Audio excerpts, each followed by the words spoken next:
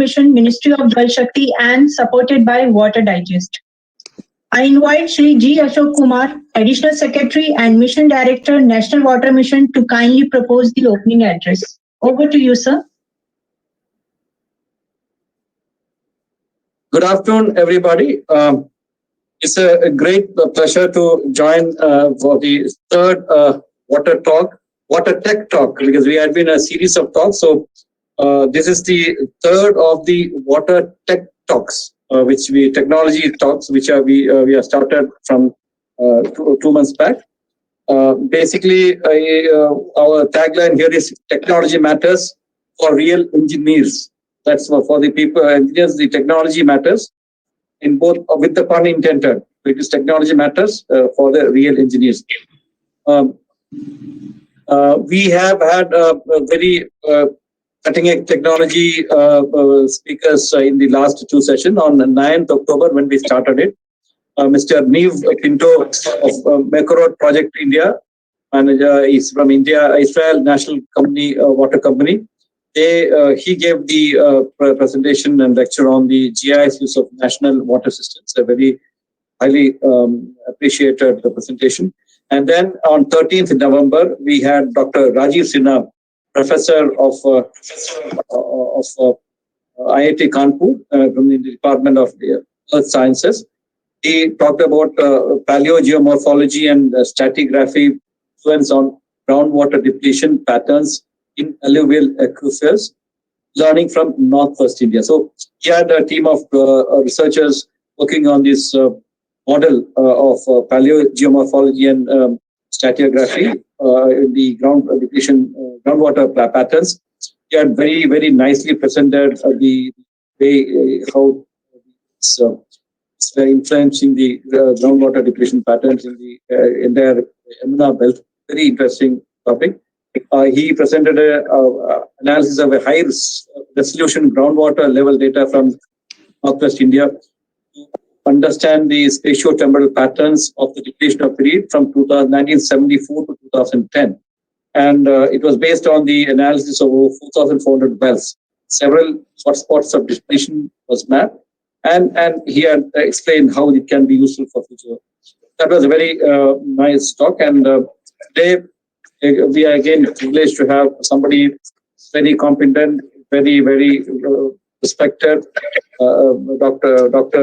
Dalapal Pradeep. I'll come to introducing him later on.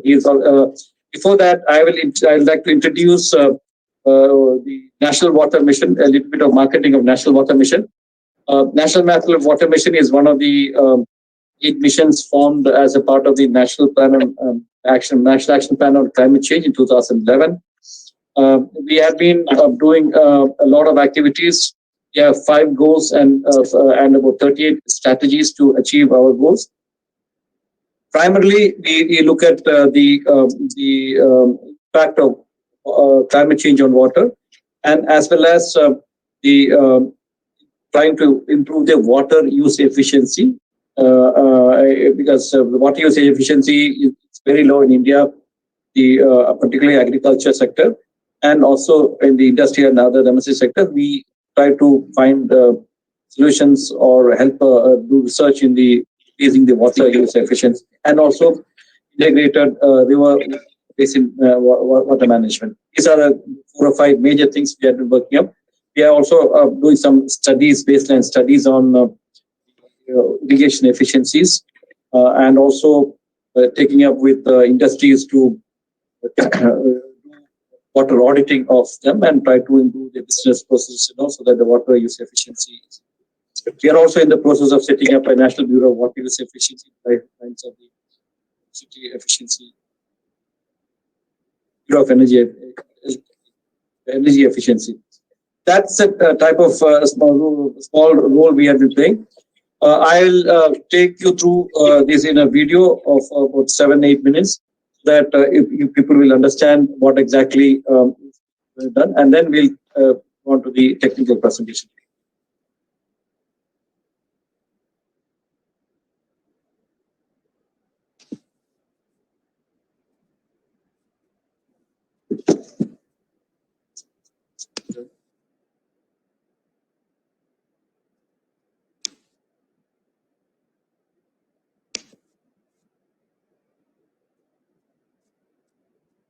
Gange च यमुने चैव गोदावरी सरस्वती कावेरी नर्मदे सिंधु जलस्मिन् सन्निधिं कुरु। जल ईश्वर स्वरूप है, सौम्य शालीन जीवनदायक। प्रकृति का दिया ये जल रूपी वरदान पृथ्वीवासियों के लिए सिर्फ एक विरासत नहीं बल्कि एक जिम्मेदारी है जिसे आने वाली पीढ़ी के लिए संभालना आवश्यक है। और इस उद्देश्य की ओर पूरी निष्ठा से कार्य कर रहा है राष्ट्रीय जल मिशन, जल शक्ति मंत्रालय, भारत सरकार। खेती के उपयोग में आने वाले पानी का अधिकतम उपयोग हो, इस दृष्टिकोण से मंत्रालय माननीय प्रधानमंत्री के मार्गदर्शन में काम कर रहा है और हमने नेशनल वाटर मिशन में 20% तक पानी के उपयोग में कमी लाने का लक्ष्य रखा है। सतह पर जो जल उपलब्ध है उसका उचित प्रबंधन, भूगर्भ के जो हमारे स्रोत हैं उनका ठीक से उपयोग हो, जो पानी हम अलग अलग क्षेत्र में उपयोग में लेते हैं उसका विवेकपूर्ण उपयोग हो, और उसके साथ साथ में जो पानी उपयोग के बाद में निकलता है उसका ठीक से ट्रीटमेंट हो, तो हम जल सुरक्षित देश को बना सकते हैं।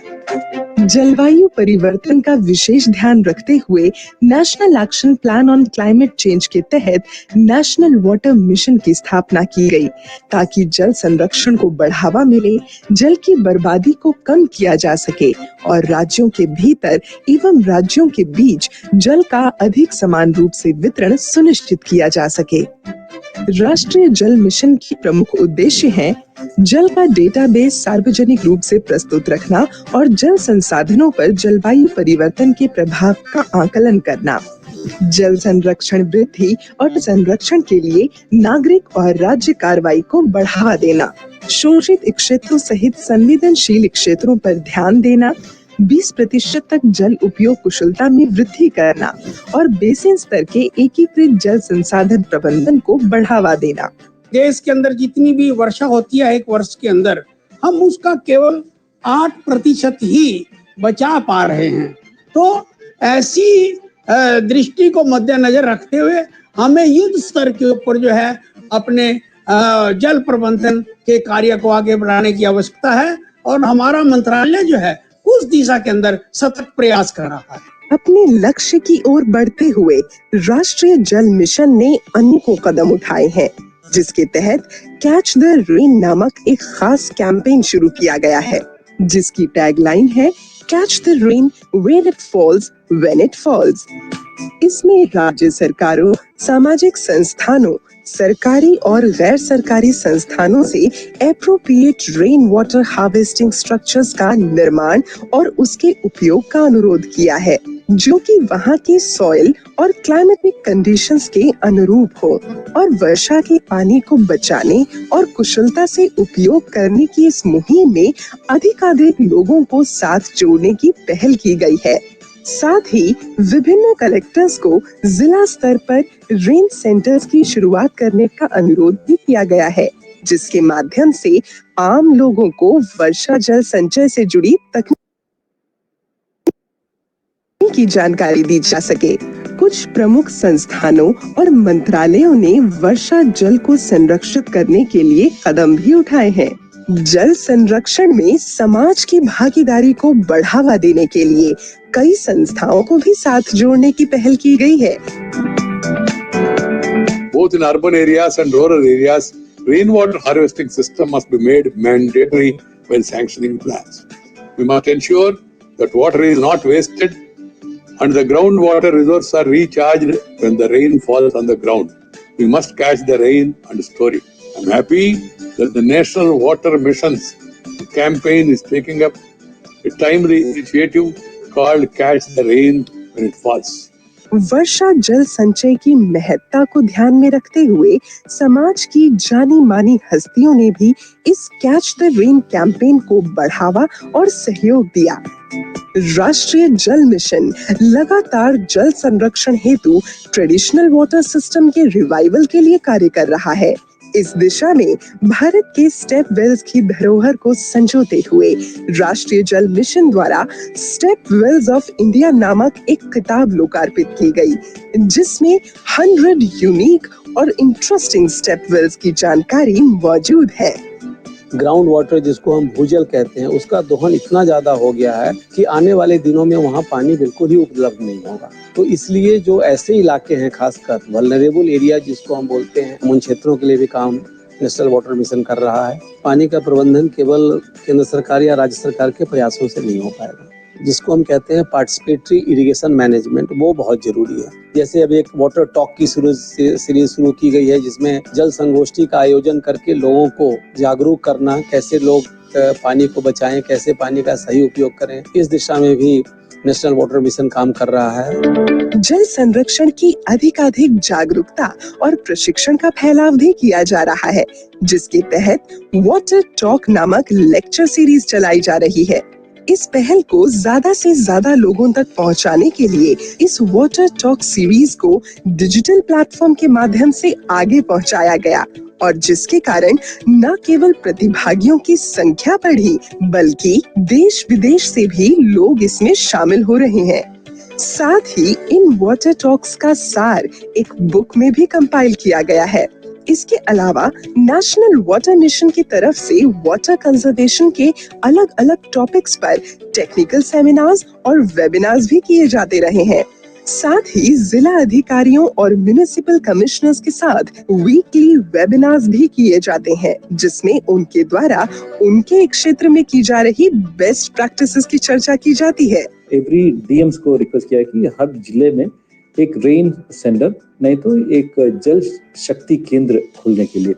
इस जल शक्ति केंद्र में जल के बारे में जितने भी जानकारी लोगों को मिलना चाहिए, उसी के बारे में जानकारी मिलते हैं। But we have to make people understand the value of water and engage them in discussions, engage them in thinking about the value of water, so that they leave behind a very good legacy for their next generation. सिंचाई क्षेत्र में सुधार के लिए 26 baseline studies भी की गयी, और साथ ही मांग प्रबंधन यानी डिमांड साइड मैनेजमेंट के लिए सही फसल नामक कैंपेन चलाया जा रहा है, ताकि किसानों को उनके क्षेत्र के अनुसार कम पानी की खपत वाली फसल की बुआई के लिए शिक्षित और प्रोत्साहित किया जा सके। और इसके लिए किसानों को वर्कशॉप्स भी दी जा रही हैं। राष्ट्रीय जल मिशन के इस कैंपेन के चलते कुछ राज्यों ने क्रॉप डाइवर्सिफिकेशन को प्रोत्साहित करने के लिए अपनी पॉलिसी में बदलाव भी किए। औद्योगिक क्षेत्र में भी जल के कुशल उपयोग के लिए नेशनल वाटर मिशन लगातार निगरानी बनाए हुए है, जिसके तहत कई विभिन्न उद्योगों में वाटर ऑडिट्स भी किए जा रहे हैं। BIS की पार्टनरशिप के तहत वाटर अप्लायंसेस के स्टार रेटिंग का काम भी हो रहा है। जल क्षेत्र में स्टेट स्पेसिफिक एक्शन प्लान की संरचना के लिए राष्ट्रीय जल मिशन द्वारा राज्यों को वित्तीय सहायता भी दी जाती है।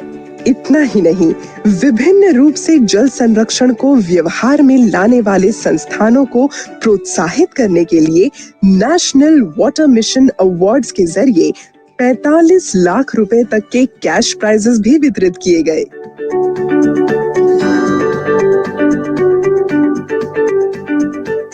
साफ पानी और स्वच्छता मानव जीवन को पूर्ण रूप देते हैं। ये सच है, जल जीवन है, जल ही शक्ति है।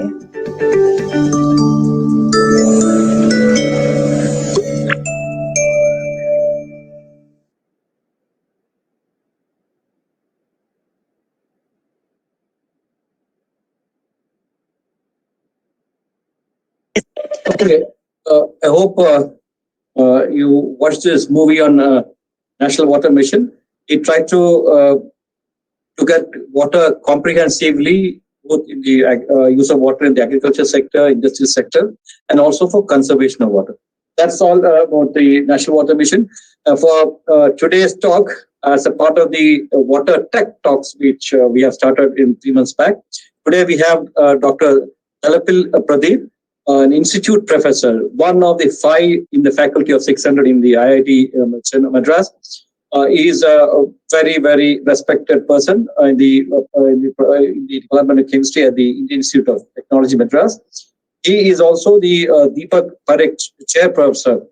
In 2020, he received the Padma Shri for his distinguished work in the field of science and technology and the NECI Asia Prize.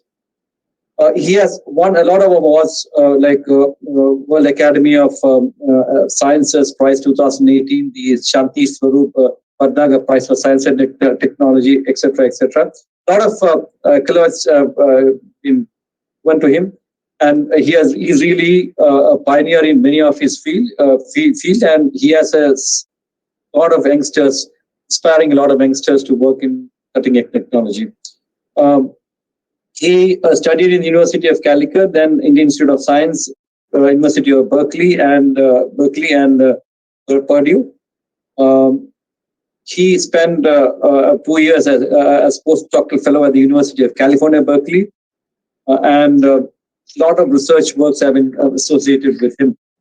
Today's topic, interestingly, is of very importance to us, very interesting for us, because we are trying to harvest humidity from clean, harvesting humidity for clean water. It will be something very, it's like that old the wave of hand, if we can create something out of the air. We always used to make see magicians doing that. And so we have a latest a scientific magician who would be telling us how to create water, how to harvest water from air, and then a solution to a huge problem which the world is facing, with the problem of drinking water. In fact, we have one of our technical sessions earlier, Dr. Waterjean from Australia was also talking about the various concepts of moisture and all. He used to speak about 44 rivers in the air. He said that there's a lot of river in the air. You should get pure water from air. That's the type of the passion he had shown for the humidity in air. So we have our own person here in India who has developed this cutting-edge technology. I welcome Dr. Pradeep for delivering his tech talk on harvesting humidity for clean air. Dr. Pradeep. Thank you. Let me share my screen and then start speaking.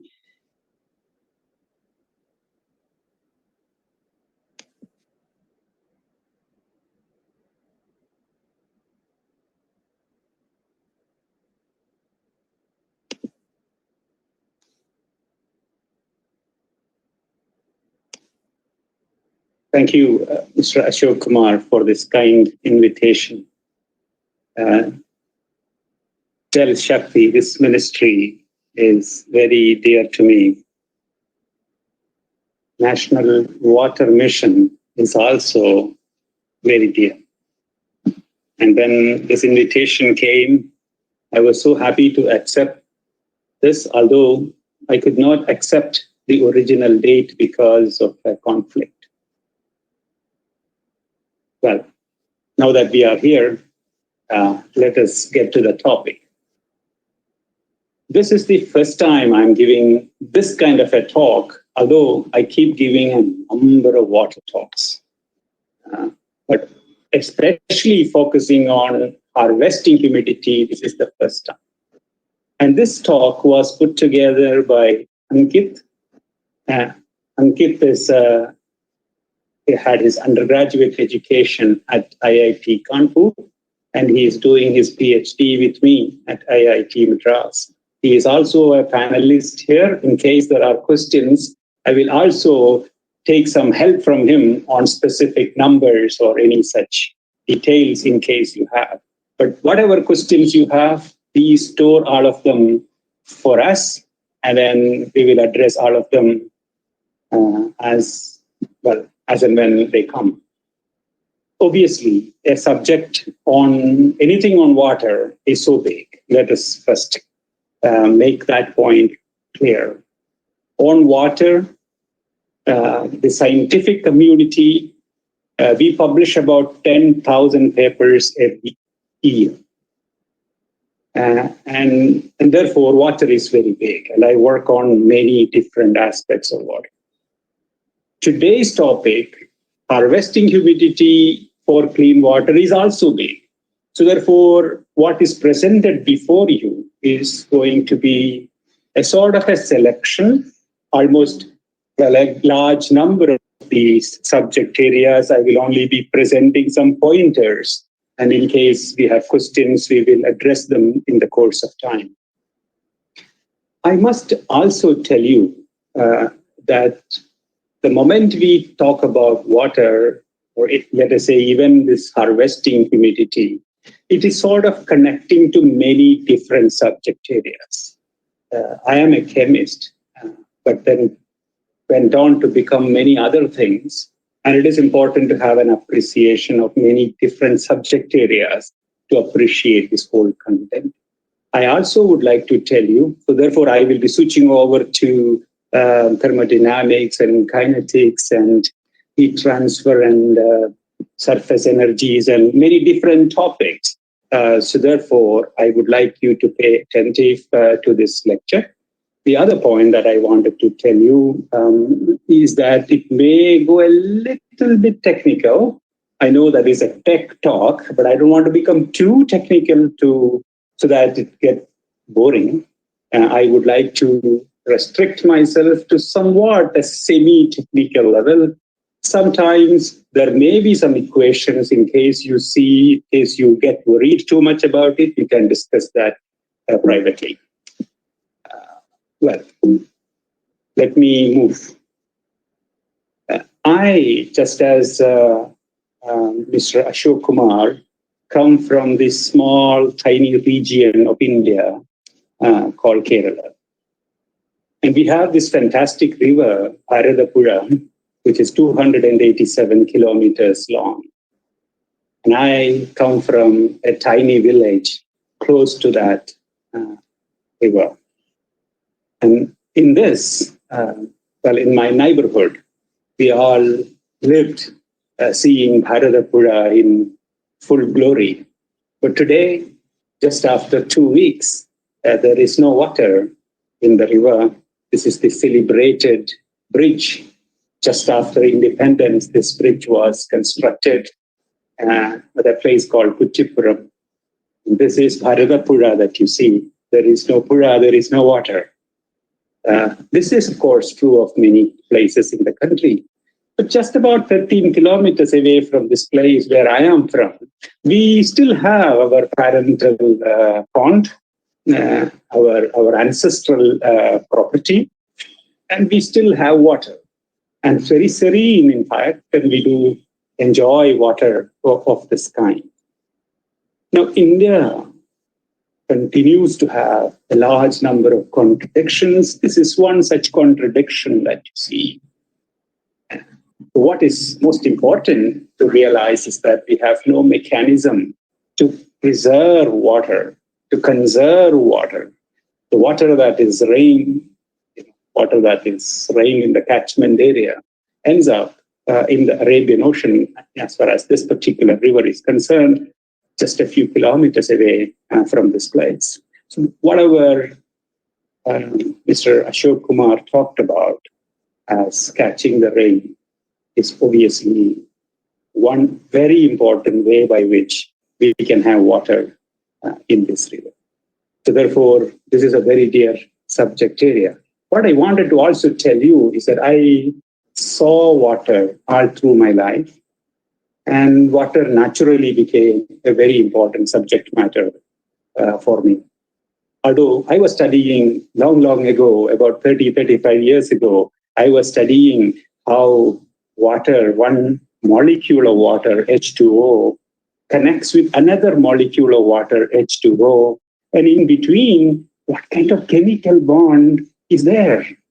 This is interaction is there. This is what my fascination was for a long time, which took me to Berkeley and several other places. But today, I study water in its condensed phase in this form. To start looking at that large water, obviously, water is is a circle or a sort of limited. This is something that many talks would have told you. But it is so limited that the amount of water on this planet is fixed to even you can count the number of molecules in that. That is to say that we don't make fresh water molecules on this planet completely fresh, I mean, by atmospheric chemistry. We convert water from one to the other. We, of course, burn something and make water in the process, CO2 plus H2O. But this CO2 and H2O, this was originally present in this planet. We only converted that to carbohydrates, and carbohydrates and got burned, and we made CO2 and H2O. Essentially, the total number of water molecules on this planet is constant. But that, well, people like Arrhenius years ago said that water actually gets transported to space. A tiny bit of water does indeed. The water molecules indeed do get transported, but that is a very tiny fraction. So one can even consider this whole water on this planet is constant. And that is this water that I have just shown you here. For water, we take water through a big cycle of a large number of processes. We call that hydrological cycle. But for this particular talk, it is important to realize that this whole planet can be viewed as nothing but two arrows. One arrow is what plants do. That is, they take water plus carbon dioxide, they fix these two and make it sugar and oxygen. This is what the entire system that is just outside your building is doing. That is what is the cycle of photosynthesis. And it takes a lot of water in this process. Now, we as human beings and animals and everything else depends on photosynthesis. We take sugar and oxygen, burn it to water and carbon dioxide. This is what we do. So this is essentially the cycle of life on this planet. Important point is that it is not that plants make just sugar and oxygen. They do also make some other things like alkaloids and terpenes and all that. But we as human beings, just for us to live, we have to take sugar and oxygen and convert it to water and carbon dioxide. And that requires only 29 billion tons of CO2. In fact, that much only CO2 we produce for our living. But you know what? Just because we are greedy, we burn not only this thing, we also burn a lot of other products that came from sugar, petroleum, whatever that cellulose has got converted to petroleum, we burn all that. Instead of burning and producing 29 billion tons of CO2, we make 258 billion tons of CO2 every year. That means we make 10 times more CO2 than what is really required. This is, of course, the global crisis. And that crisis is called global warming, and consequences of that are evident in our country and other places. In that process, we also make water. But as I just told you, this water was originally present because this water actually came from this cycle.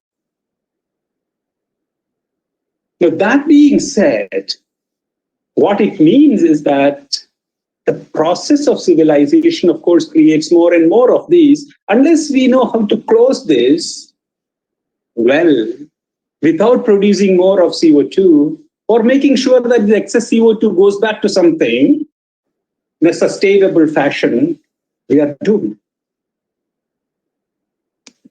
And in that context, many different technologies have come. And I work in the area of nanotechnology. And when there is a water crisis, whether it is because of the availability, non-availability of water, or contamination, or any of these related issues, we address them using nanotechnology. And we have written books in this area. This kind of nanotechnology refers to new adsorbents.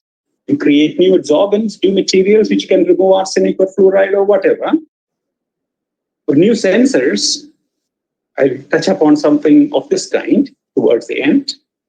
New catalysts, new phenomena, or new devices, all of these we work on, and we build companies in this area. We develop technologies.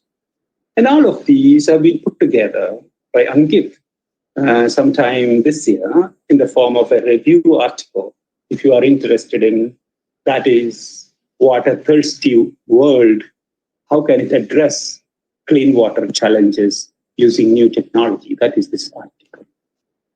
So coming to this subject, this will take you about 40 minutes or so for me to cover. One must realize that the amount of atmospheric water, that's what we are interested in.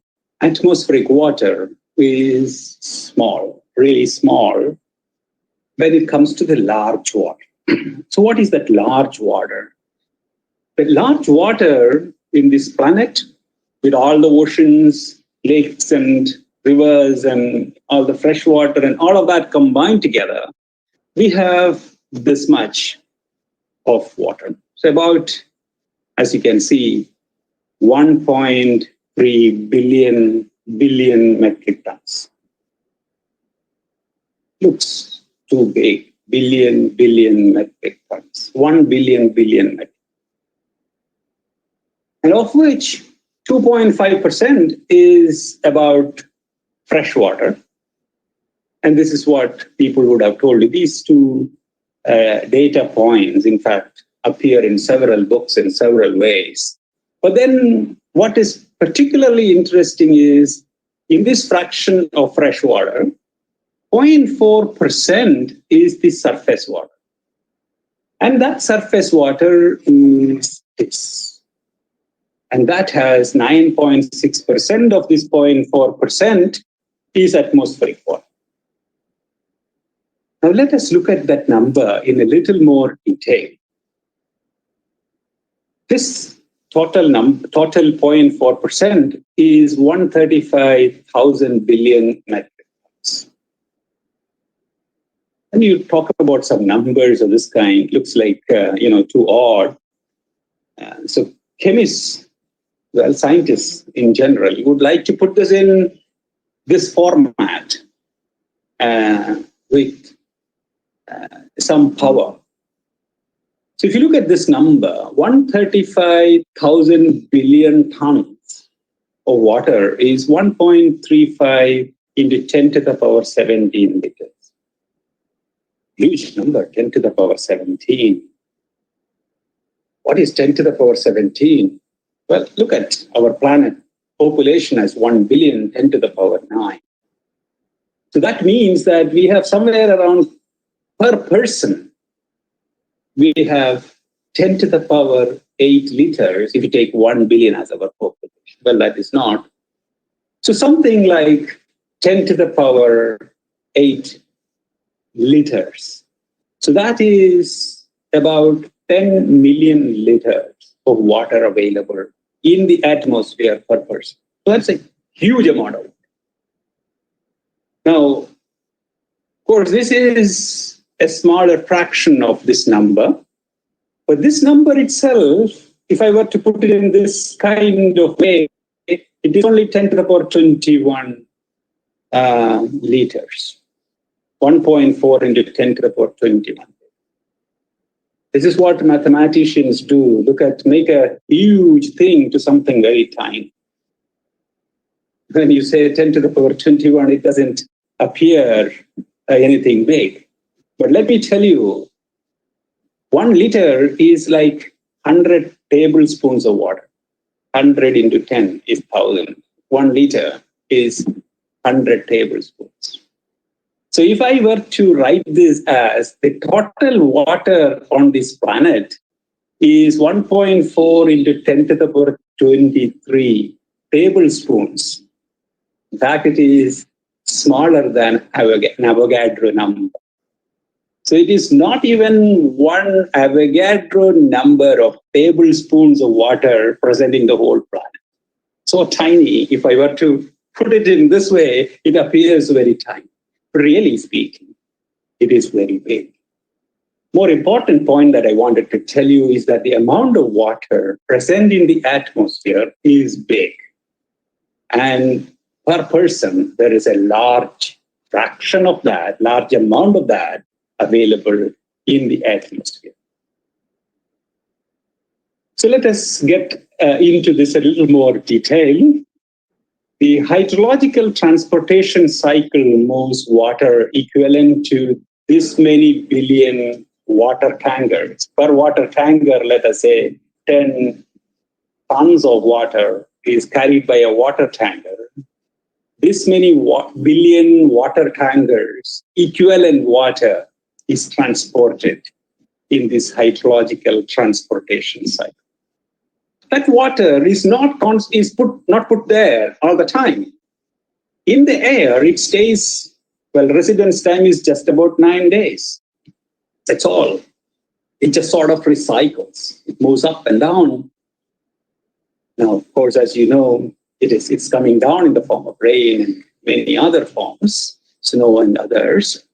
Residence time in ocean, seas, and underground lakes can be much, much larger. And this is, in fact, in glaciers. It is really permanently stored. Residence time can be thousands of years. Global annual freshwater withdrawal for human activities is these many billion water tankers. We put it in water tankers because tanker is a common scene in the country. Water withdrawn from surface and underground freshwater sources is either consumed or returned. So it is constantly undergoing this motion. Human interventions of water production accelerate the hydrological cycle as it reduces the water residence time in freshwater state. So water, if you withdraw, more water will come in, and this process will keep continuing. And therefore, the global natural hydrological cycle will not be disturbed if you withdraw some amount of water. Of course, if you withdraw a huge quantity of water locally, there can be disturbances. But we are talking about the global magnitude right now. So taking that harvesting atmospheric water, having understood that there is a lot of water there, how do we harvest? We can harvest clouds or fog or vapor. Now, there are various mechanics. So if you take fog, water, all of these are directly harvested, we can do fog seeding. We can have meshes to collect fog, and I will show you some examples. And dew can be collected, radiative cooling, expansion of air, sorption chillers, water chillers, direct chillers, cold storage. So all of these we can do. It's also possible that you can have indirect methodologies. You can have vapor concentration. Vapor can be concentrated via desiccants. Or you can directly harvest water from byproducts of cooling, as in refrigeration. A vapor itself can be sorbed onto sorbents. It can be isothermally, meaning at constant temperature, or it can be adiabatically, meaning water sorption changes temperature. Now, one can have membrane separation, water selective membranes exist, which can transport only water. So there are a number of methodologies that are available. If you condense humidity by whatever is the methodology, let us say you are condensing humidity by this kind of what is called an active cooling, as a cooled surface on which humidity is condensed. We can implement that in places where there are disasters, so fresh water is not available. You can use it in fog harvesting kind of scenarios. You can use it for drinking water. You can have water that is evaporated around, let us say, a building or so. And this increased humidity can be subsequently condensed to collect water. In the process, you can actually cool a building as well. So therefore, there are applications of this kind along with humidity harvesting. Atmospheric humidity can be harvested in areas such as, let us say, agricultural areas. So such water can be used for agricultural irrigation. Power plants, of course, they produce a lot of waste heat as well as humidity. It is possible to condense these on appropriate surfaces for humidity harvesting. So there are various applications, various methods and various applications. So let us take one by one. Sorption-based harvesting. So we have materials which may have high surface area, and it may be porous, and it may be having high water affinity. And these materials may diffuse water at a high rate. Increased diffusion can also aid this. So such materials exist, and you can expose this to atmospheric humidity, and moisture can be harvested. There are a number of such materials. Ultimately, the humidity that has been collected has to be released from the material. The material has to be regenerated to do this process again. Such moisture harvesters exist. So as can be shown here, material is capturing humidity, releasing humidity in the form of droplets, which can be collected. And in this process, of course, there is some energy involved, and we will come to that energy discussion subsequently. And that energy can be solar energy. And as a result, this entire process can be sustainable. You absorb in nighttime and release in daytime using the energy available from sun. And again, this process repeats, and people have demonstrated such absorption-based harvesting methodologies. So it all depends upon the kind of material that is there for absorption. As you know, a fantastic material for this is calcium chloride. And chemistry teachers would have shown you, if calcium chloride outside, it is a deliquescent material, it becomes a liquid. Or P2O5, phosphorus pentoxide, and things like that. So they all absorb, but finally, you don't get clean water. To do clean water, to make clean water, you have to apply energy again. But then absorption-based materials are available. Say, for example, a great example is silica gel. And if I were to plot the water uptake as a function of relative pressure, what we are seeing is that at a relative pressure high, what this means is that the partial pressure of water, so it is basically humidity in percentages. So if you have high humidity, that is where called the fog regions, or moderate humidity called humid regions, and low humidity as in Rajasthan, arid regions, let us say. In these regions, it is possible for silica gel to absorb humidity and water uptake, as you can see, per kilogram of the material. It is quite high in this regime. But it works only here. But there are other materials which work somewhere here. For example, some kind of zeolites, they work in this kind of regime. And there are also materials which work in all these regimes.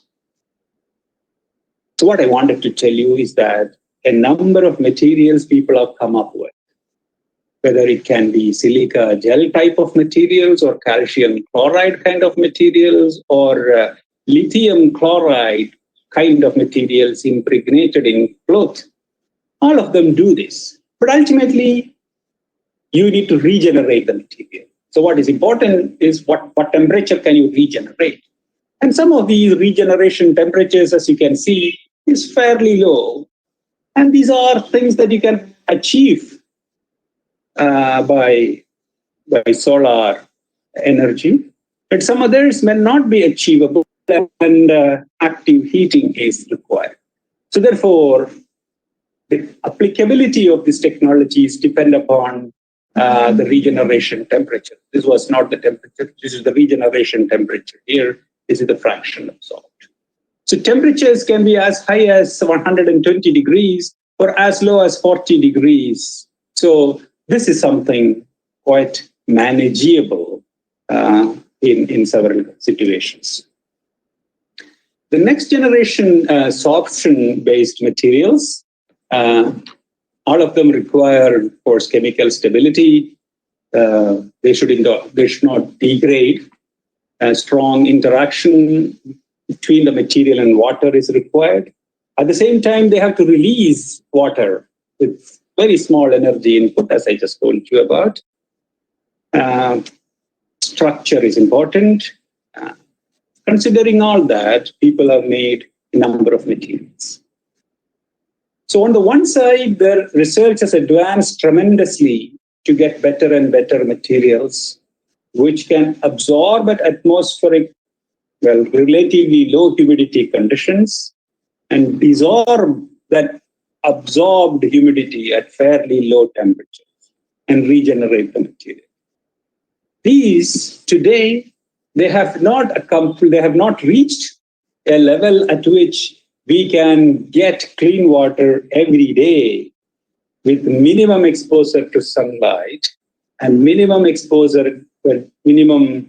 time exposed to humidity. This is not currently available, but the research is advancing in this area. There are also a large number of fog collectors in nature. So if you look around, there are beetles of this kind which collect humidity.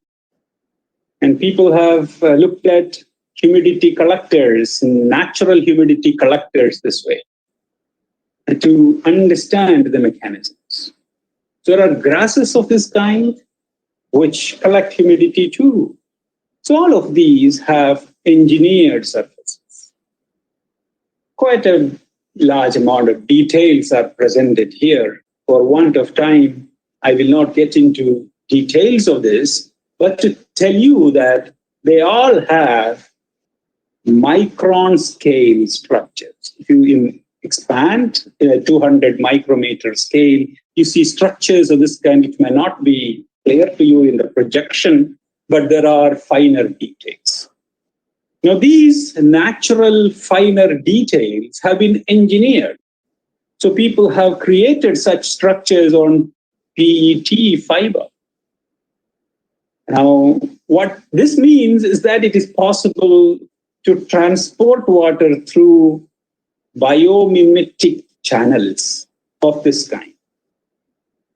The biomimetic humidity or fog collectors can be made on polymeric surfaces, and you can collect humidity.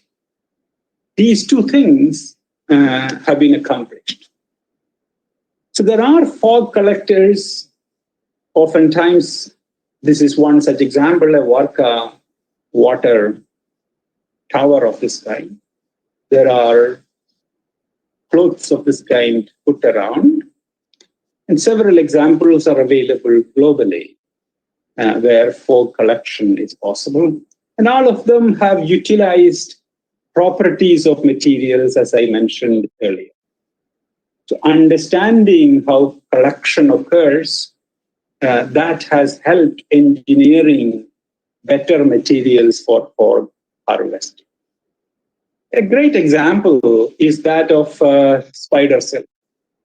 And as you know, this collects humidity. This humidity collection has been studied in great detail, and it has been understood that as spider silk structure of this kind with narrow regions and spindle knot regions, they collect water and humidity when it is condensed, when it is collected, or not humidity, fog that is collected, that gets transported from these areas, they get transported to these knot areas, and when the drop size increases, of course, as you saw here, humidity, this drop can be observed and it falls, and as far as spider is concerned, it could collect that water. There are also other examples in nature, like cacti. If you look at the thorn of a cactus, you see structures of this kind, and there are channels, and it has been studied that on these tips of these thorns, humidity condensation is greater, and water droplets do get transported through channels, assisted by these channels, and they grow in size, and ultimately from this tip, it goes all the way here, and there is significant, this is governed by something called Laplace pressure. So there are interesting engineering challenges, how to increase the number of these nucleating sites and transport greater amount of water. So this would be called, this kind of methodologies for water collection would be called zero carbon collection, meaning there is no energy input that is there. A large number of zero carbon technologies exist. This is one such zero carbon technology. Now, biomimicry has gone on further. If one were to look at this beetle in greater detail, there are bumps on these beetles' backs, and they have hydrophilic surfaces, and there are also hydrophobic surfaces. The hydrophilic surfaces in which water would condense and grow in size, and then it get transported to hydrophobic surfaces, and from there it will roll down, and it will be directed in this particular case to the mouth of the beetle. Or in the case of a plant, it will be directed to the roots of the plant. So such kind of engineering patterns can be simulated in synthetic materials. So you can collect and you can transport droplets depending on your desire. And this has been accomplished also. People have created asymmetric patterns. For example, a surface of this kind where we know that these tips will nucleate water, or this particular region, let us say if this were to be hydrophilic, this would nucleate water.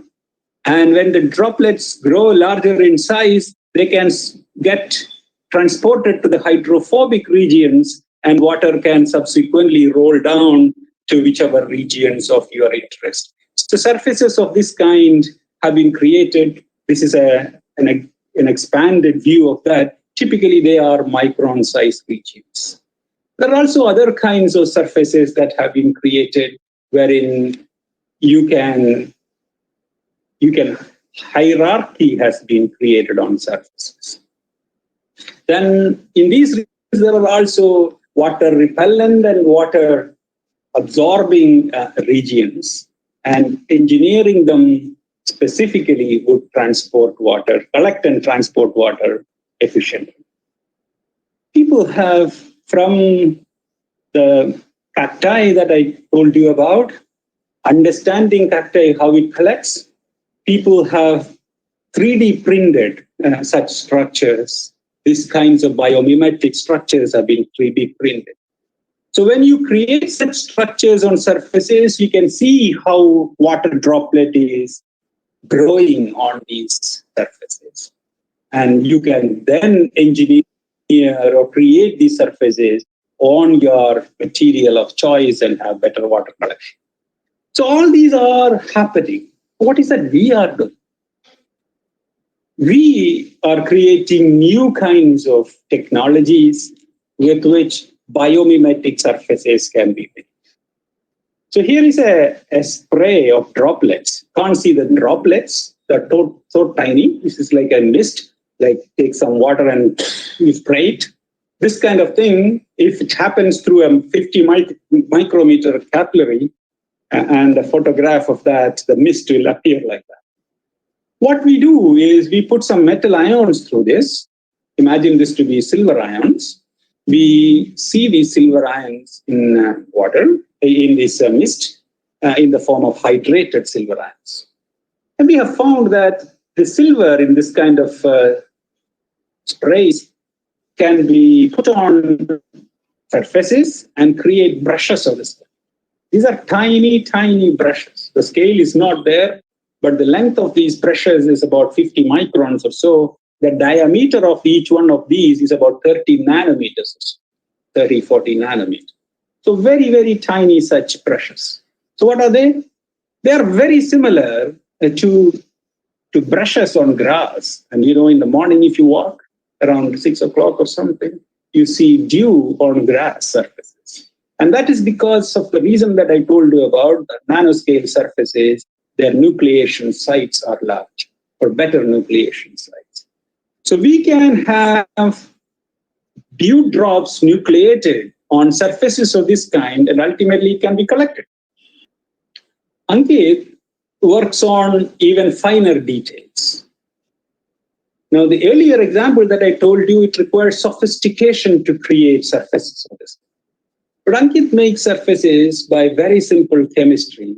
These are hierarchical surfaces, meaning that if I were to take a plain aluminum sheet and create surfaces of this kind by etching, they contain this kind of thorns, a few microns long thorns. If you look at these in detail, there are regions which are like these, and each one of these, if I look at, there are further details in it.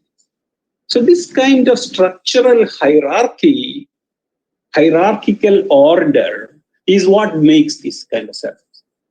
So Ankit is asking this question, how can I understand nucleation on such surfaces and create, if I understand nucleation, how can we engineer better nucleating surfaces?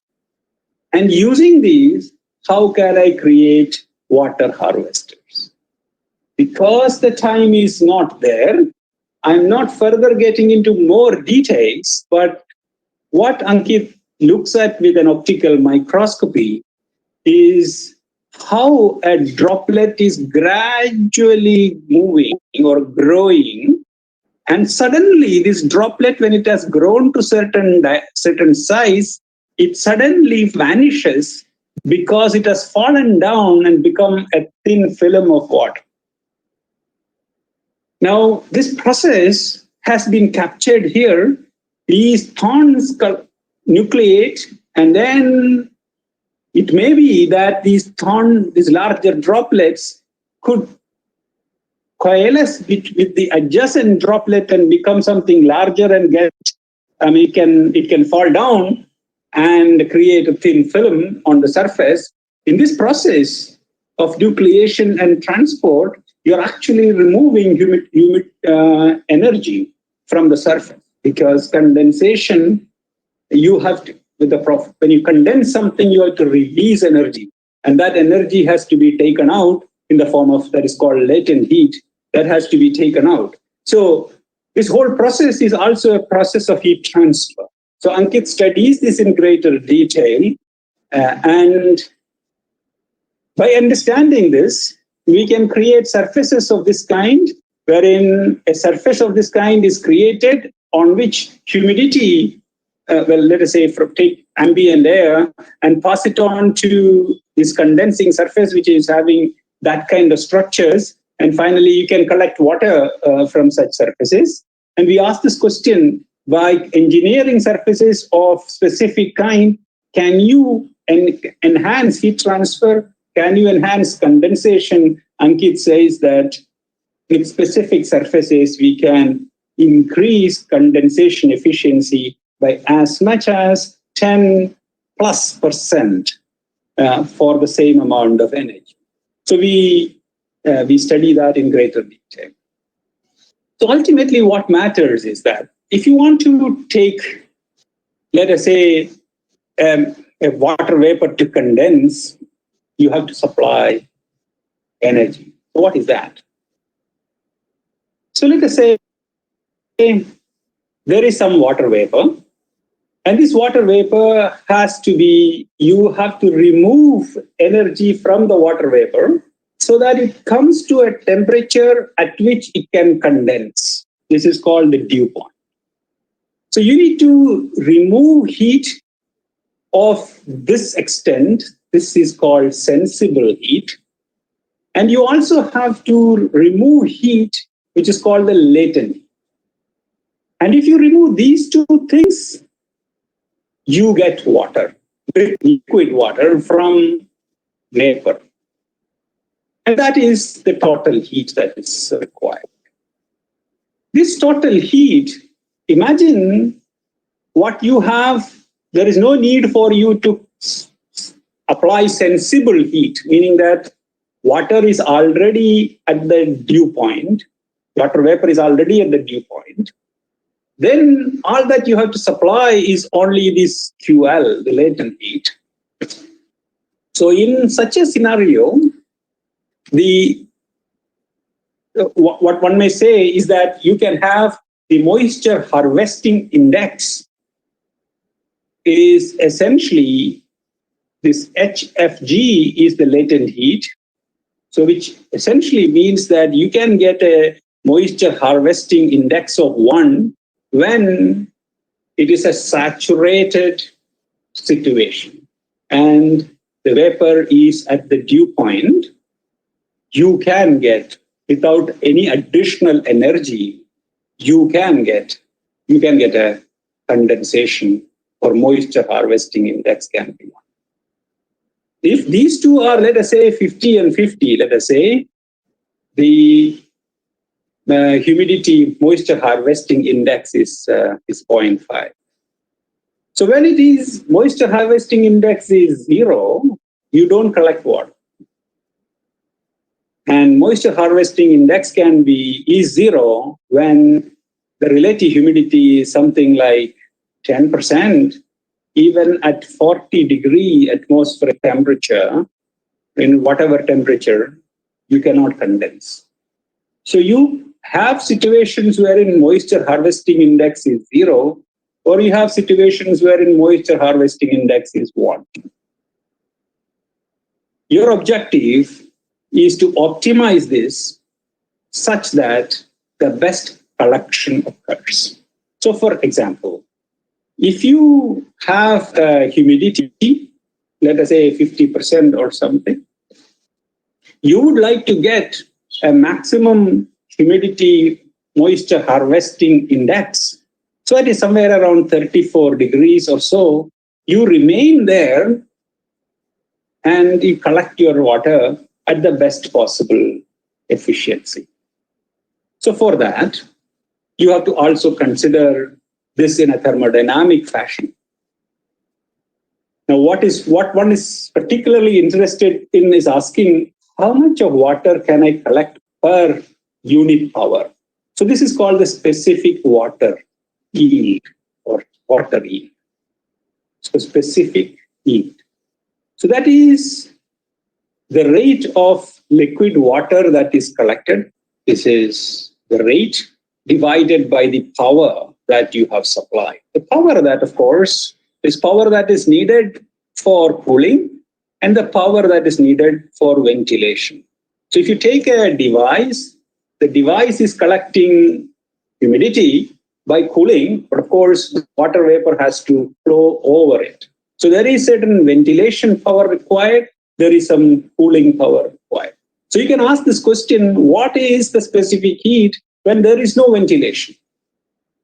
Or what is varying ventilation? What is the power that is required? So this is what is plotted here. So if I were to plot the specific water yield at the lowest possible, let us say the dew point is somewhere around 23 degrees. Above that, there is no water collection at all. Water collection happens below the dew point, and when there is no, let us say, ventilation power, meaning that water vapor is static, you can have a maximum water specific yield somewhere around here. But this is not going to give us a practical water generator. You need to continuously flow air through that device to collect continuously water, for which some power is required, but you can optimize this condition such that you get the highest possible specific water yield for a given temperature and conditions. Now, a water generator can be optimized around this, and we can get the best possible performance. This is a compilation of various water products globally available. And the specific water yield for one of our startups called Vayugel, which Ramesh and Ankit started at IIT Madras, the specific water yield is something like this. And this is, well, somewhat lesser than the best possible products, but it is better than some other products. So we are improving, and this is whatever I told you before, gives you a direction as to how to improve these devices. Now, water that is collected, of course, is only pure water, because atmosphere contains only pure water. And you don't drink pure H2O. You need to add minerals to it. So there are mineral making sustainable materials that we have made. Ultimately, what I want to make is some kind of a gangetic pebble. When water flows over these pebbles, as you know, gangetic water is rich in several things. And is it possible to create a gangetic water? So we create such materials which selectively releases minerals of the required concentration. At IIT Madras, we have products of this kind.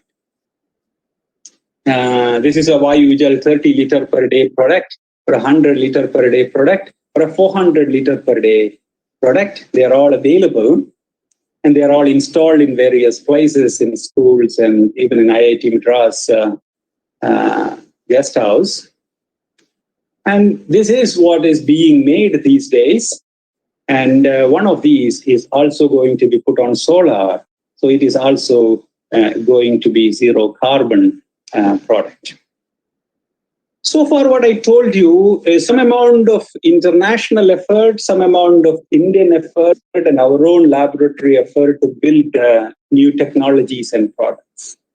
But there are similar things happening in other places in India itself.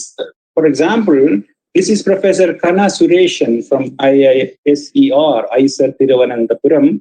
This person is making new materials.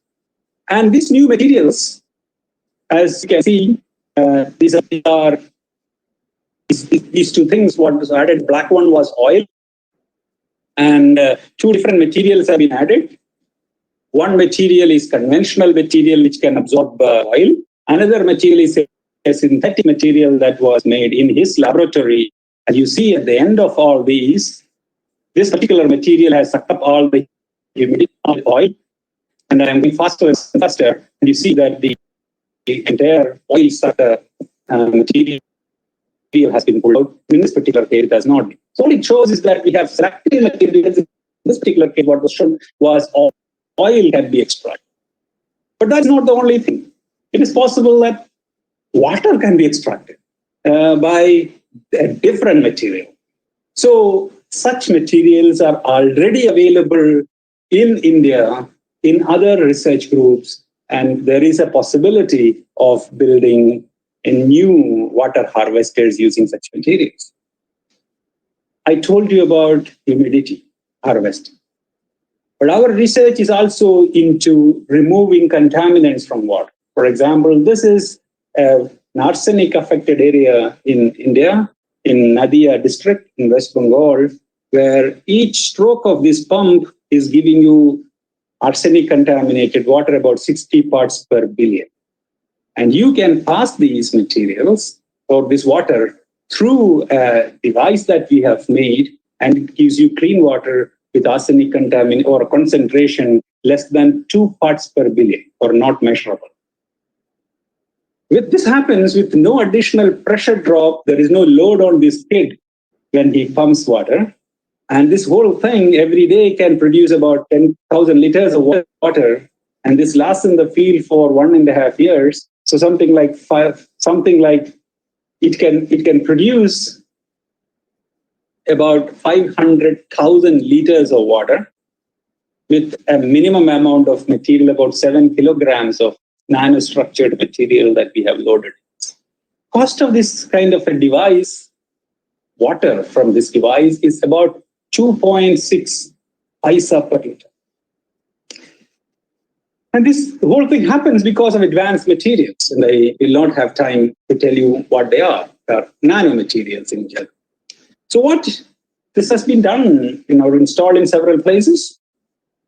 And it can be done in a community purification kind of a structure, 100,000 liters per day or to 1 million liters per day kind of scales. Arsenic removal plants have been installed. So one can do at a larger scale, meaning it can solve the water problem for a much larger area like a district. This is about adsorption-based technologies. But it is also possible that by applying electricity, you can have electroadsorption. This methodology is called capacity deionization. This can remove fluoride and arsenic and uranium and such other species which are in the form of ionic species in water. And we have such ionic contamination across the country. It can be seawater intrusion, or it can be some other regions. It can be groundwater contamination due to fluoride or anything else that I told you. This kind of technology can also work with sunlight. So we implement such units in different places. Now, it is not only necessary or important to implement such technologies, it is also important to measure quality of water. So we are in the process of developing this. This particular thing is a mobile-based arsenic measurement technology. Is currently being developed. It's almost there right now, but there are several other technologies that are already under commercialization for various kinds of sensors, for electrochemical sensors of this kind, where you can measure a drop of water can be put there and concentration can be measured of whatever that you have with a mobile phone. So ultimately, such technologies of whether it is filtration, whether it is capacity deionization, or atmospheric water harvesting, or advanced membranes, or anything else that I have not covered, they can all be put together, and water quality and quantity can be measured. And that is the mission that our Prime Minister is at. So for that, a number of technologies are needed. And I told you about a few such technologies. But today, they can all be put in an IoT-enabled sensing, controlling platform so that the whole world is a water-literate society. And we are on this plan.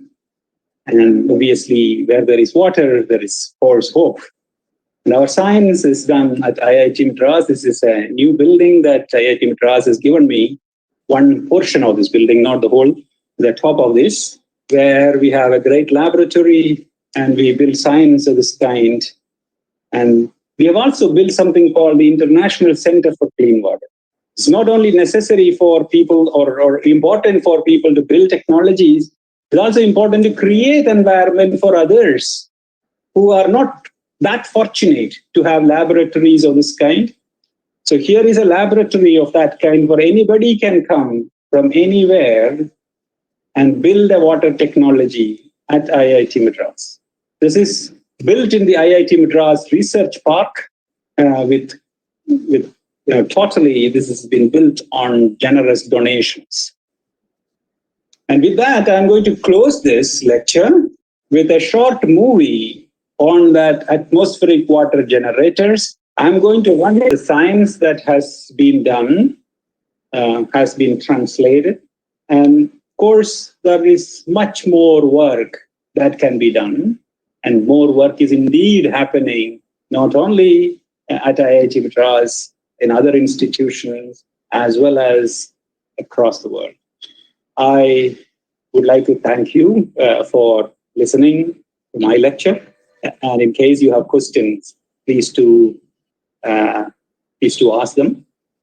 Whatever time that is available, we will address them. Thank you. It is OMG, AWG. It's amazing. The way you have did the biomimicking, it's really going back to the nature and learning them and then using the nature itself to get back what is something very, very fresh thought, because probably we have been conditioned to think with technology, with probably the industrial revolutions and the scientific community of the Western world, making us think that we have to have energy, we have to have electricity, and everything has to come from a piston and a cylinder or something. There's a lot of technology going on, but this is something which is really amazing and probably striking at the very roots of our ancestors. So we have been close to nature, and then we are using the nature's lessons to get water. It's amazing. It's really, really surprising. But I have probably always there will be some doubt in mind. So I might start with a very simple, basic doubt, when others, of course, can ask their technical questions.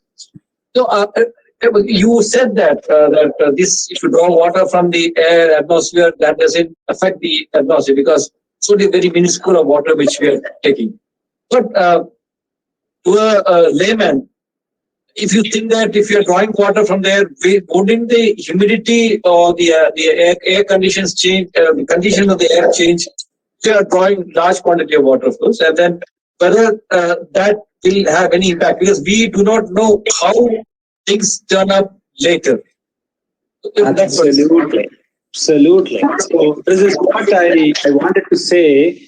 On the one side, the amount of water that is present in the atmosphere is pretty large, and it is something like several tens of millions of liters per person. You take a little bit is fine in a global sense, but locally, just like wind harvesting, you take out the entire wind from that region, then there can be an issue. So I am not advocating atmospheric water harvesters installed into such a large density that, of course, there is a huge power requirement or whatever, if it is running on power or otherwise solar. But it is not advisable to solve the water problem of all the entire water problem of a city from atmospheric water alone. These are assistive technologies. And therefore, the amount of water that we are taking out has to be smart. Mitham is always good, and amitham is not good. So adding on to that further text, suppose the requirement of water is more probably in desert areas. If you are in Chennai, coastal area, you may not, of course, Chennai has a problem, there's another issue, it's not any water problem there. But then there is the desalination, a lot of things are available in Chennai, and which is coastal area, humidity would be high. But if you go to Thar Desert or something, where in a desert area, where the temperature is also very high, and the water humidity there is also very low. So if you draw more water from there, will it, even on a limited scale also, will it really affect those areas? Yeah, so I showed here in this particular slide somewhere, the amount of, you can harvest humidity only when, as you can see here, this moisture harvesting index, it has to be above 0. And that happens only when the humidity is above certain values. Say, for example, if you have to get a moisture harvesting index of 0.1, which is 0.1, let us say, fraction of humidity is harvested from that, then at something like 20%, we need an atmospheric temperature of somewhere around 30 degrees or so to get that. And this is available in Thar Desert. You can harvest, but the harvesting efficiency is lower. Humidity harvesting index is an efficiency. It is lower. However, you can harvest. Now, the amount that is harvested totally, in totality, is something like not even a percent. It is even fraction of 0.001%. So therefore, this is not going to impact anywhere. I was only referring to situations wherein there is a huge dense population. In a small apartment complex, everybody is sucking down humidity. And everyone around is sucking humidity. 8 million people in Chennai, they all remove humidity. That is a difference in our. But otherwise, I don't think there is an issue. It's open for questions. Please, Anupama, you can tell how the questions are asked, and so it's open for questions. Sure, sir. Sure, sir. Good evening, everyone. Before proceeding further, I would like to introduce the format now. To ask your query, please click on the icon available on the top right side of your screen to raise your hand. Once you raise your hand, please wait for your name to be called. Introduce yourself first and your organization name to ask your query. So now I request Shreya Shekharji, you may please ask your query.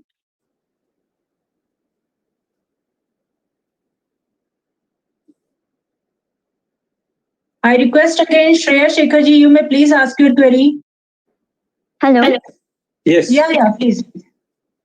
Good afternoon, Dr. Pradeep. My name is Shreya. I am from National Water Mission. I had a query about what you had just mentioned. So you said that the air needs to have a certain amount of humidity, a certain minimum amount, for us to be able to extract water in that area and for there to be no negative impacts on the environment locally. So where would you recommend in India, in the Indian context, do you think would be the most ideal locations for a technology such as yours, where we could extract water from the environment without causing any negative effect? Shreya, any region requires technologies of this kind. As you know, you are sitting in this mission. Water quality and availability changes even within, let us say, a few hundreds of meters when it comes to groundwater. Atmospheric water, of course, that is also changing, but not at that kind of distances, but a reasonable certain distance. Now, it is also water availability is not only that's not the only thing. Accessibility is also an issue, as you. So, if somebody sitting on top of a hill would like to have atmospheric humidity-based water makers rather than transporting water from the valley. In fact, if there is a better methodology, let us say, if this can be harvested, humidity can be harvested with sunlight, one person would go for it better. A community could go for it better. And that would be, from an overall perspective of the world, it will be more sustainable. So there are every region this water technology has use. I only talked about, from a larger perspective, if there is a water scarcity in Rajasthan or Kutch or places like that, there also we can implement these technologies, but efficiency of collection will be lower. In Chennai, where humidity can be very high, but even there it is needed because in many places you don't have clean water available. You have enough sunlight, but you don't have clean water available. And you also have situations when there is a disaster. No other technology works. You have to collect water from the air. So I think that every region has a requirement, army has a requirement. Now, Shreya, if I were to add further, this is not the only thing. of humidity harvesting is only for, not only for drinking water or agriculture or something. Think about laboratories. Every laboratory in the country needs clean water. Hospitals need clean water.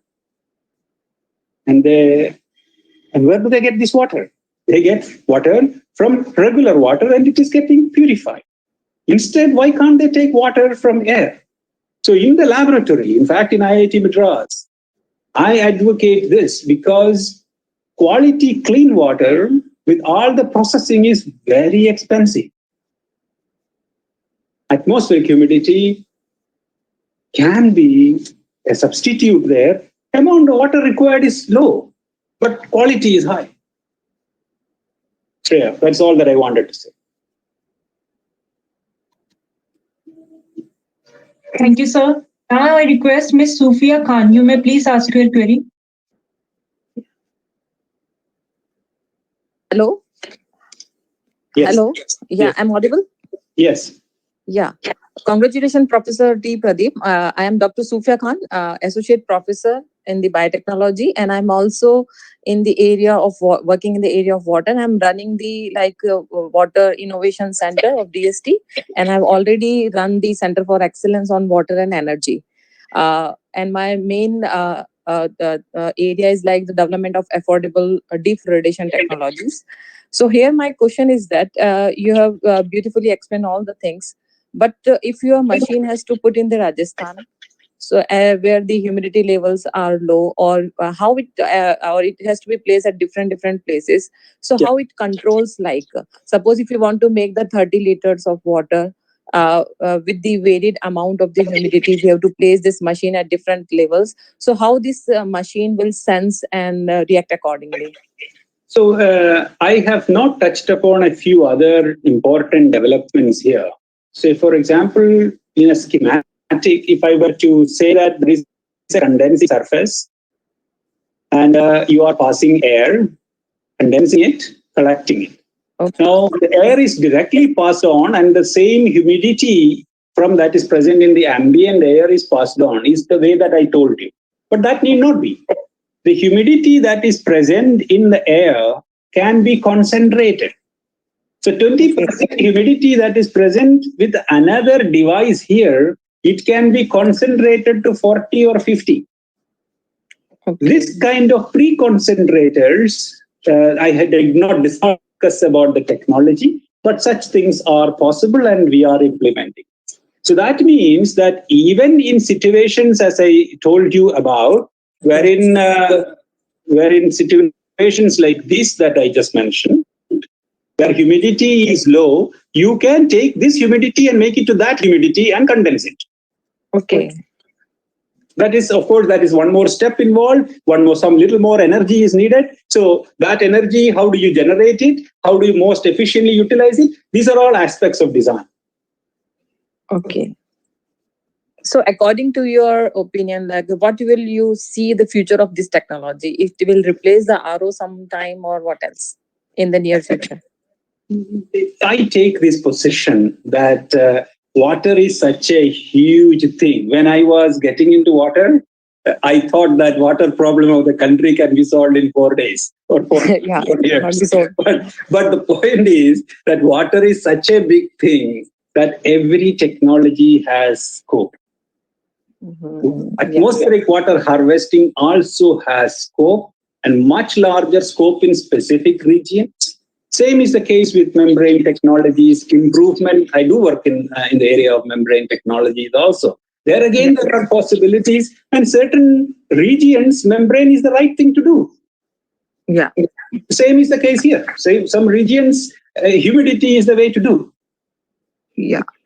I agree with you completely. Thank you. Now I request Ms. Kiri Trivedi. You may please ask your query. Good afternoon, sir. Yes. Very nice presentation by you, Professor Pradeep, sir. Yes, thank My you. simple question is it viable in Indian economy to develop for a vapor water conversion? How much you see economical viable? As I said, you see, ideally, I would like, as our Prime Minister says, everyone should get quality water. That should be right. But there are several places where water is not available and you would spend everything. If people used to tell me at some point in time, you will put all your money, everything that you have for just one tiny bit of air. That's when you suffer for it. When you suffer for water, you can invest, or you would be ready to invest anything. Now, I'm not going to that extreme. There are a large number of cases or places in our country where humidity harvesting will be of great value. Now, the technology today is expensive, but much higher in cost in comparison to competing technologies. But there is a need to invest into it. As of today, in certain regions, this technology is affordable. Certain people find it affordable, but it is not something that we can offer to everyone today. But imagine a situation. You create an advanced material, as I just told you about here. You create an advanced material, and this advanced material absorbs humidity from air in the night. And in the daytime, it gives you clean water. It is possible today to a small extent. Well, it is not going to give us a family's full requirement today. Imagine if this were to happen at a cost of 10,000 rupees, almost every middle class person would buy it. It is possible with advanced science. We did not think about these humidity harvesters till about 5 years ago. Let us understand that. So I think there is scope for it, and we need to invest our effort in that. There are several regions wherein if this water is available, agriculture becomes possible.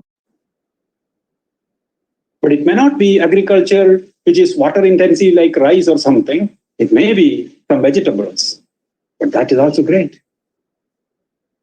Thank you, sir. One more point to add, sir. How you see India and other countries in this sector? India is a good matter or taking behind for other countries in the economic way? Looking at it, India is a country with every opportunity. Any technology of relevance to the world, India has a place. So I do not think that India has place only for some technology. India has a place for everything. India needs bullock carts, but India also needs spaceships. I take that position, and that is, I think, more relevant. So this is not a space technology or such advanced thing. All I am trying to say is that India has place for every technology, and we should encourage that. That's what our youngsters should do, and that is the country's direction. Extending this, what would be the cost per liter of the OPEX? You are telling about CAPEX as one thing. I'm telling about the OPEX part of it, operational expenses. Then what second part?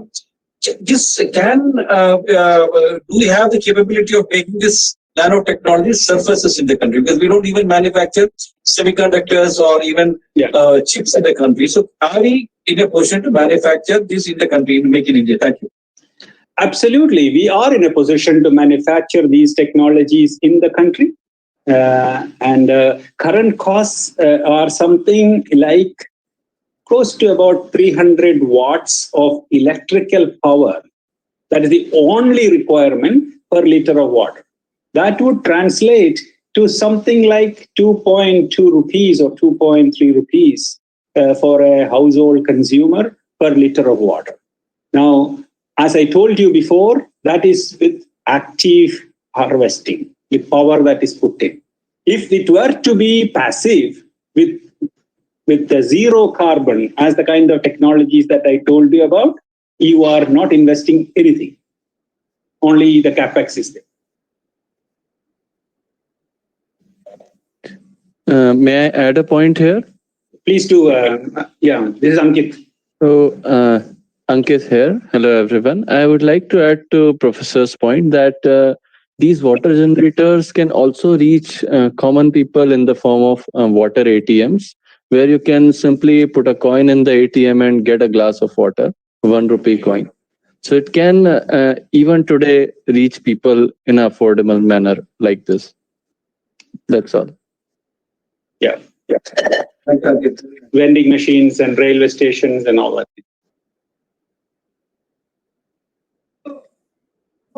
I request Mr. Ravi Shankar ji, you may please ask your query.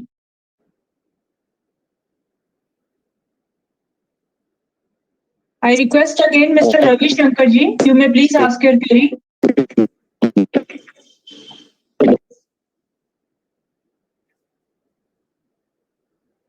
I request Mr. Kashif Hussain ji, you may please ask your query.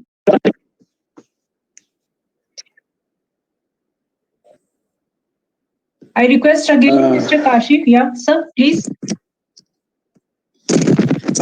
Hello, Professor. I'm Kashif Hussain, student in ETH Zurich, in Master in Advanced Studies Sustainable.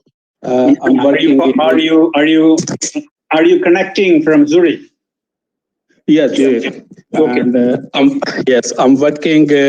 Also working in International Water Management Institute, Pakistan, as a researcher. I found this technology very interesting, especially because I'm living in Pakistan, some desert arid area. The water is more problem for domestic uses and also for agriculture. This technology basically for, I think, for domestic drinking purpose. I want to just ask a question. This technology, how work in desert area, especially in high humidity period when it mixes with some air dust? Yeah, so any of these technologies, as you know, you need to have humidity condensing either on a condensing surface or on a material which harvests humidity, absorbs humidity. In both these cases, it is best to remove other particulate contaminants before air reaches the surface. So you have always filters on this. So technology is always implemented with filters intact. So here is a picture of a schematic. So you always have an air filter before air reaches a condensing surface.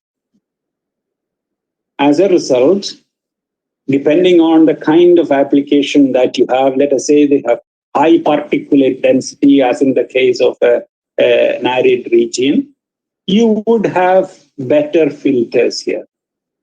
Let us say if this were to be a region in industrially, highly, let us say industrially developed, lot of particulate matter, but very small particulates, you think of air filters of a different kind. So varying kind of things can happen here before air reaches a condensing surface.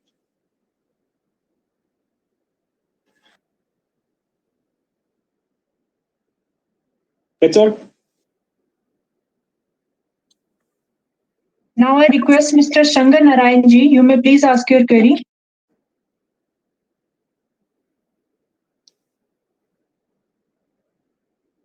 I request again Mr. Shankara Narayan ji, you may please ask your query.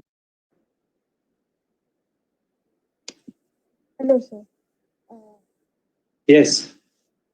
In a pond area, the waters are get evaporated as fast as we compared to the other area.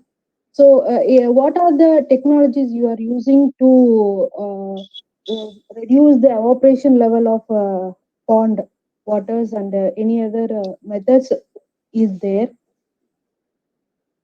Well, I can't really comment on it right now because you are talking about a much larger area. Yes, sir. How do you control evaporation loss from a pond? People have put various kinds of technologies, such as putting a solar roof, for example, reducing the solar irradiance on the surface, but at the same time collecting energy from that, creating thin layers on the surface, reflective coat surfaces. All of these they all have advantages, they all have disadvantages. They all have environmental impact in one way or the other. If you cut down a lot of sunlight, aquatic life gets affected. So, I mean, one can argue in a number of ways. I did not take this presentation to that direction, but there are a large number of things. We can discuss this. This is certainly an important topic, but a little bit outside the scope of this presentation today. Thank you. Thank you.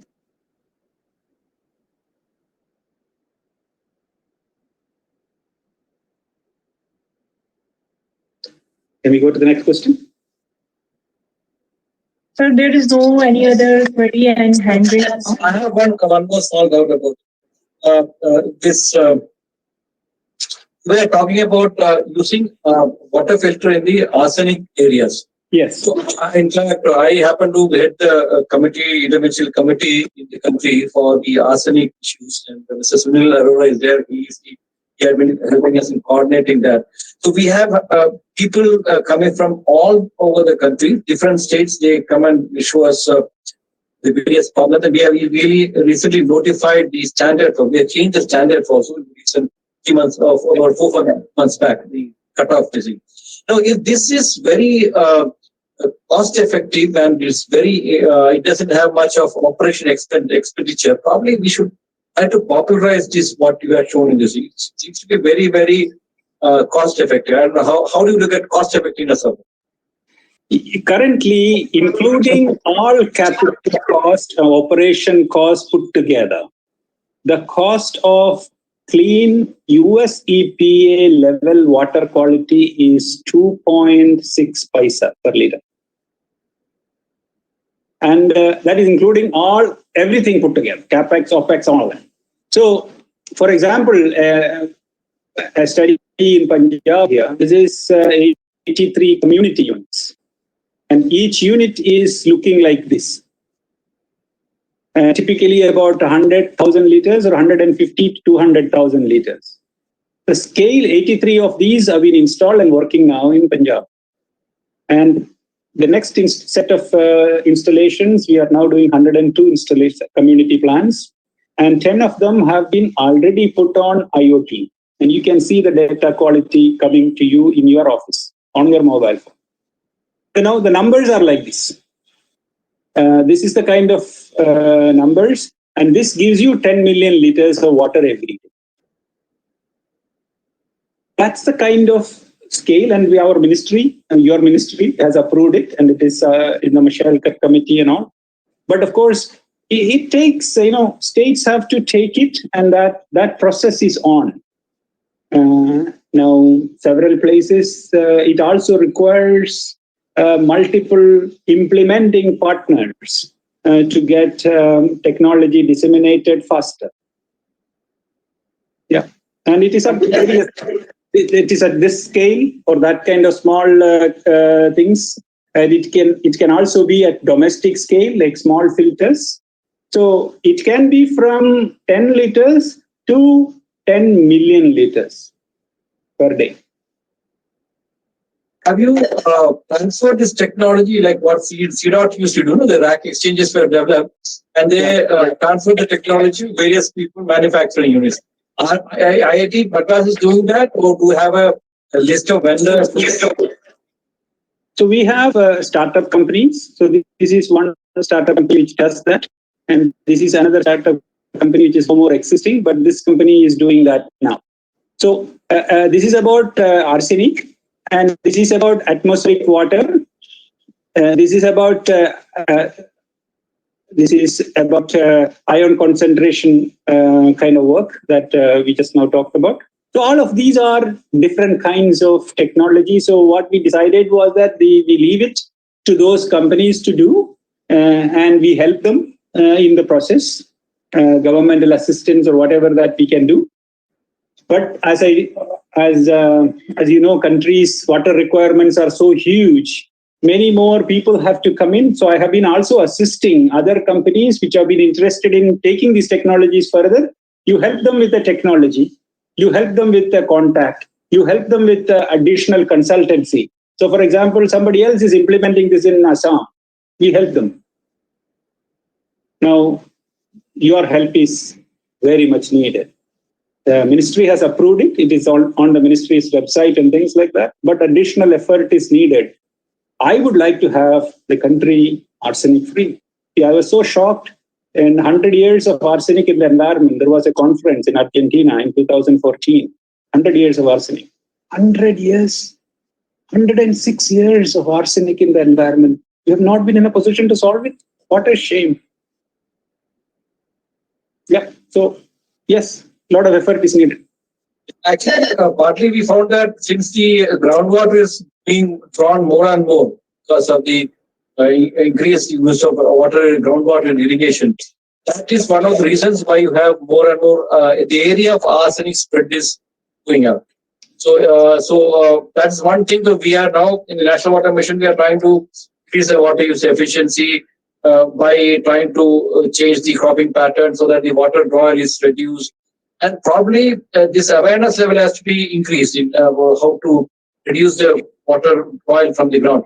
But simultaneously, we'll have to also ensure that wherever water is contaminated with arsenic, we should provide them with good drinking water. That's one thing. So, in fact, I was told that in some of the rice exported from one of the states in this country was rejected because it had finally traces of arsenic in it. So our export also is marketing it of the products like rice is also getting affected because of the arsenic contamination. This is a very serious thing, and your intervention probably will have to popularize it.